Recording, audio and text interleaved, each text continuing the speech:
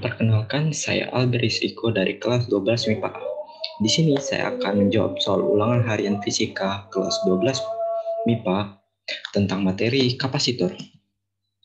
Mohon maafkan jika ada suara berisik.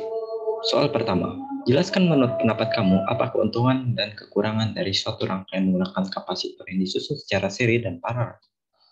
2. Perhatikan gambar berikut.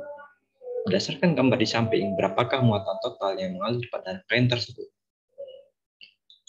Ini adalah jawaban saya. Untuk soal pertama, ini saya menganalisa menggunakan rumus C total. Untuk C total pada kapasitor yang disusun seri, rumusnya adalah 1 per C total sama dengan 1 per C1 ditambah 1 per C2, dan seterusnya.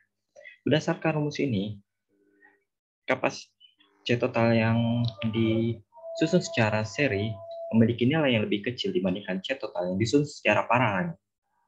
Untuk yang kedua, nilai muatan atau Q pada kapasitor seri itu memiliki nilai yang sama semua. Sementara pada Q total kapasitor paralel, nilai Q totalnya adalah penjuluman dari Q1, Q2, dan seterusnya. Ini juga adalah salah satu rumus dari rangkaian seri serta paralel pada kapasitor. Untuk yang ketiga, itu menggunakan rumus potensial listrik F. Pada kapasitor seri, itu rumusnya F sama dengan F1 ditambah F2 dan seterusnya. Sementara nilai F pada kapasitor paralel itu adalah F total sama dengan F1 ditambah sama dengan F2 sama dengan F3 dan seterusnya. Yang keempat, kapasitor seri dimanfaatkan untuk memperkecil kapasitas sebuah kapasitor, sementara kapasitor paralel dimanfaatkan untuk membesar kapasitas kapasitor. Jadi, C seri itu lebih kecil dari C paralel. Yang kelima, itu adalah penggunaan pada rangkaian seri itu lebih sederhana serta memerlukan kabel yang lebih sedikit, sementara pada rangkaian paralel itu rangkaiannya lebih rumit serta memerlukan kabel yang lebih banyak. Untuk soal esai yang kedua, yang diketahui C1 sama dengan C2 sama dengan C3 sama dengan C4 sama dengan C5, yaitu sebesar 1 mikrofarad. Ini untuk gambarnya. Yang ditanya adalah Q. Pertama kita mencari C totalnya.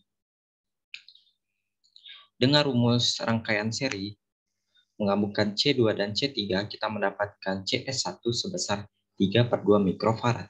1 per 2 mikrofarad. Sementara itu, kita menggunakan rumus C paralel untuk rangkaian CS1, karena ini tadi sudah digabungkan, serta C4, kita mendapatkan nilai 3 per 2 mikrofarad. Kemudian kita mencari CS2, yaitu gabungan antara CP yang ini serta C5. Itu menghasilkan nilai 3 per 5 mikrofarad. Yang terakhir adalah C totalnya. C totalnya itu adalah nilai dari CS2 yang ditambah dengan nilai C1 menghasilkan nilai 8 per 5 mikrofarad atau sama dengan 1,6 dikali 10 pangkat negatif 6 farad. Dengan mengubah rumus C sama dengan Q per F, kita mendapatkan rumus Q sama dengan C per C dikali F.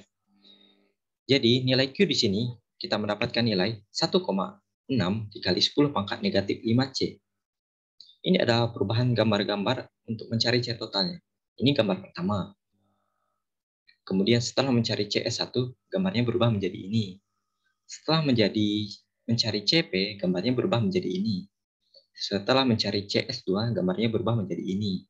Selanjutnya, untuk C totalnya, gambarnya lebih sederhana menjadi gambar seperti ini.